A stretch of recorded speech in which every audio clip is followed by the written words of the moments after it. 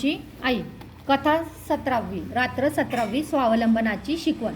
मी लहानपणी पोथ्या पुराणं पुष्कळ वाचली, परंतु संस्कृत स्रोते वगैरे मला फारशी येत नव्हती. प्रण्यम शिरसा देवम, अनंतम वासुकी शेषम, अच्युतम केशवम विष्णू असे 2-4 लहान लहान स्रोतेच येत होती.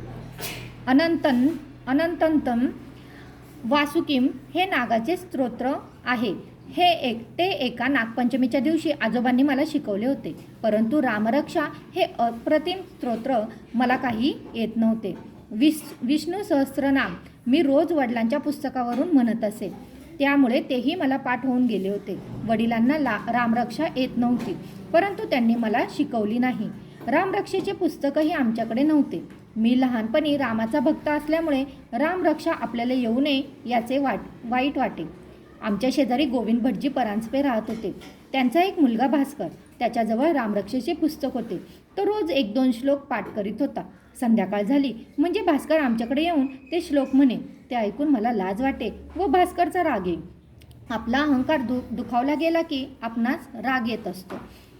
आपण नेहमी आपल्याभोवती असणाऱ्यांची स्वतःबरोबर तुलना करत असतो. या तुलनेत आपण जर हिणकस ठरलो तर आपणाला राग येत असतो. उंच मनुष्य पाहून जो खुजा बुटबेंगन असतो त्याला त्याचा तिरस्कार वाटतो.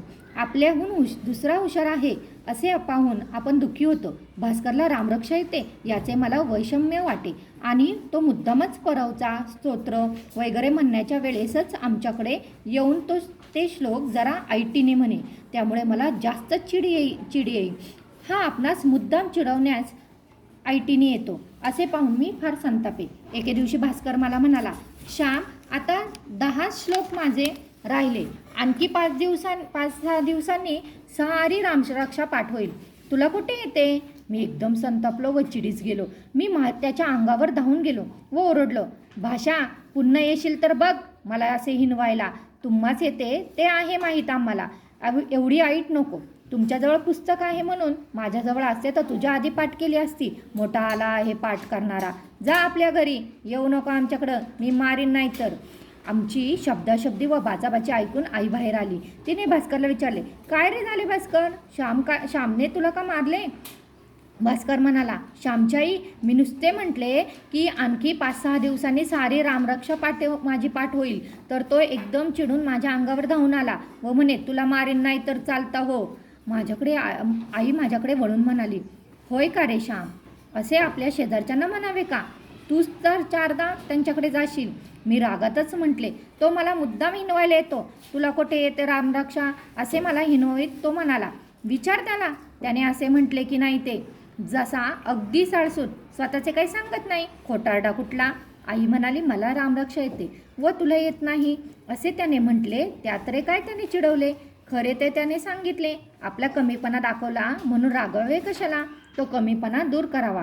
तू सुद्धा रामरक्षा शिकावी असे भास्करला वाटते म्हणून तो तुला चिडवतो. राम विजय हरिविजय पुन्हा पुन्हा वाचतोच, पण रामरक्षा पाठ का नाही करत? मी म्हणालो, भाऊ शिकवित नाहीत व माझ्याजवळ पुस्तक नाही. आई म्हणाली, भास्करचे पुस्तक आहे ना, ते त्याला नको असेल तेव्हा घेत जा, नाहीतर त्याच्या पुस्तकावरून ते उतरून घे व पाठ कर. भास्कर आपल्या घरी गेला व मी मनातल्या मनात काही निश्चय करीत होतो. येत्या रविवारी सारी रामरक्षा उतरून घ्यावायची असे मी ठरवले. मी कोरे कागद घेऊन त्यांची वही शिवली, लेखणी चांगली तयार करून ठेवली व रविवारची वाट पाहत बसलो. रविवार उजाडताच मी भास्करच्या घरी गेलो. भास्कर कदाचित पुस्तक देणार नाही म्हणून एकदम भास्करच्या आईजवळ मी गेलो व तिला गोड शब्दात म्हटले, भीमाताई, भास्करला रामरक्षेचे पुस्तक आजच्या दिवस मला द्यायला सांगता का? मी रामरक्षा उतरवून घेणार आहे. मला पाठ करावयाचे आहे. आज सुट्टी आहे. मी संबंध दिवसभर लिहून काढीन. भीमाताईंनी भास्करला हाक मारली व त्या म्हणाल्या, भास्कर, श्याम एवढा मागतो आहे तर आजच्या दिवस दे त्याला पुस्तक. तो काही फाडणार बिडणार नाही. श्याम, शाईचे डाग वगैरे नको हो पाडून. नीट जपून वापर. दे रे त्याला. परंतु भास्कर देण्यास तयार नव्हता. तो म्हणाला, आज सुट्टी असल्यामुळे उरलेली सारी रामरक्षा मी पाठ करणार आहे. मी नाही त्याला देणार पुस्तक. माझे पाठ करावायचे राहील. भीमाताई भास्करवर रागवल्या, तुझे अगदी आजच अडले आहे नाही का रे? उद्या परवा पाठ कर. तुझ्या शेजारचा श्याम ना, त्याच्याजवळ कसली आडी दाखवतोस? दे त्याला, नाहीतर बघ.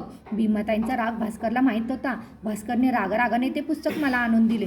मी ते पुस्तक घेऊन घरी आलो. लिहावयास एकांत मिळावा म्हणून गुरांच्या गोठ्यात जाऊन बसलो. गुरे चरावयास गेली होती. दौत, लेखणी, वही सारे सामान सिद्ध होते. रामरक्षा लिहावयास सुरुवात केली. दुपारच्या जेवणाच्या वेळेपर्यंत बहुतेक रामरक्षा लिहून झाली. दुपारची जेवणे होताच पुन्हा लिहावयास बसलो. लिहिणे संपले त्यावेळेस मला किती आनंद झाला होता. केवढी कृतार्थता वाटत होती. माझ्या हाताने लिहून काढलेली रामरक्षा. माझ्या आईच्या माहेरी जुन्या वेदाधिकांच्या हस्तलिखित पोथ्या कितीतरी होत्या. ठळक, वळणदार अक्षर, कोठे डाग नाही अशा त्या पोथ्या मी पाहिल्या होत्या. पूर्वी हिंदुस्थानात सर्व हातांनीच पोथ्या पुस्तके लिहून घेत. सर्व जगात तीच पद्धत होती व ज्यांचे अक्षर मोत्यांसारखे सुंदर त्याला मान मिळत असे. मोरोपंतांच्या चरित्रात काशीतील कितीतरी हस्तलिखित ग्रंथ त्यांनी स्वतः लिहून घेतले आहे, ते दिले आहे. त्या काळात आळस माहीत नव्हता, छापखाने नव्हते, पुस्तकांची टंचाई. काशीहून पुस्तके मोरोपंत बारामतीस बोलावून घेत व त्यांचे हस्तलिखित करून घेऊन पुन्हा काळजीपूर्वक परत पाठवीत. समर्थांच्या मठातून ग्रंथालय असेल व हजार पोथ्या हस्तलिखितांच्या ठेवलेल्या असत. आज छापखाने गल्लोगल्ली आहेत. पुस्तकांचा सुकाळ आहे, तरीही ज्ञान बेताबाताचेच आहे. मनुष्याचे डोके अजून खोकेच आहे. जीवन सुधारले आणि सुसंस्कृत झाले, अधिक माणुसकीचे झाले, अधिक प्रामाणिकपणाचे व कर्तव्य दक्षतेचे झाले, अधिक त्यागाचे व प्रेमाचे झाले असे दिसत नाही. परंतु ते जाऊ दे. मला त्या दिवशी खूप आनंद झाला होता खरा. भास्करचे पुस्तक मी नेऊन दिले. काय रे श्याम, इतक्या लवकर लिहून आणलेस? भीमाताईने विचारले. मी म्हटले, हो, ही पहा वही. भास्करला दुपारहून पाठ करावयास पुस्तक हवे म्हणून मी सारखा लिहितच होतो. वा, छान आहे तुझे अक्षर, आता पाठ कर म्हणजे भास्कर चिडवणार नाही, ती म्हणाली. मी घरी आलो व रामरक्षा सारखी वाचित होतो. एका आठवड्यात पाठ करून टाकावायचीच असे मी ठरवले. पुढच्या रविवारी वडिलांना एकदम चकित करावायचे असे मनात मी योजिले. रोज मी रामरक्षेची किती पारायण करीत होतो देवच जाणे, परंतु वेळ मिळताच वही हातात घेत असे. मला संस्कृत व्याकरण येत नव्हते, तरी मला पुष्कळ अर्थ समजत होता व पाठ करताना खूप आनंद होत होता. शेवटी दुसरा रविवार आला. माझी रामरक्षा पाठ झाली होती. संध्याकाळी वडील केव्हा बाहेरून येतात व मी त्यांना रामरक्षा म्हणून केव्हा दाखवतो असे मला झाले होते. शेवटी संध्याकाळ झाली. घरात दिवे लागले व आकाशात तारे चमचम करू लागले. मी अंगणात फेऱ्या घालीत रामरक्षा मनातल्या मनात म्हणून बघत होतो. वडील आले व हातपाय धुवून घरात गेले. त्यांनी विचारले, काय श्याम, परवचा स्तोत्र वगैरे झाले का सारे? मी एकदम म्हटले, हो, सारे झाले. तुम्ही माझी रामरक्षा म्हणून घेता का? ते एकदम म्हणाले, तू कधी शिकलास आणि कोणी शिकवली? मी सांगितले, भास्करच्या पुस्तकावरून मी उतरून घेतली व पाठ केली. बघू दे तुझी रामरक्षेची वही, ते कौतुकाने म्हणाले. मी माझी वही त्यांच्यापुढे ठेवली. वहीची पाने सुंदर आखलेली होती. डाग कोठे नव्हता, परंतु अक्षर किरटे होते. वडील म्हणाले, शाबास, अक्षर नीट आहे, परंतु जरा लांबट काढावे, असे बुटके काढू नये. मन पाहू आता. मी रामरक्षा खडाखड म्हणून दाखवली. वडिलांनी माझ्या पाठीवरून हात फिरवला. त्यातील आनंद तो कसा वर्णन करू सांगता येईल. जेवणे होऊन वडील बाहेर गेले व मी आईजवळ गेलो. आई, बघ कशी आहे माझी वही. मी तुला कोठे दाखवली होती? मी तुझ्यावर रागवलो होतो असे प्रेमाने म्हटलं. आई म्हणाली, तू उतरून घेतलेस हे मला माहीत होते. तुझे अक्षर बघावे म्हणून कितीदा मनात येत होते, परंतु तू आपण होऊन दाखवशील अशी मला आशा होती. तू मला त्या रविवारीच दाखवायला हवी होतीस. आपण चांगले केलेले आईला दाखवायचं नाही तर कोणाला? वाईटाबद्दल आई रागवेल, परंतु चांगले केल्याबद्दल आई जितके मनापासून कौतुक करील तितके कोणी करील?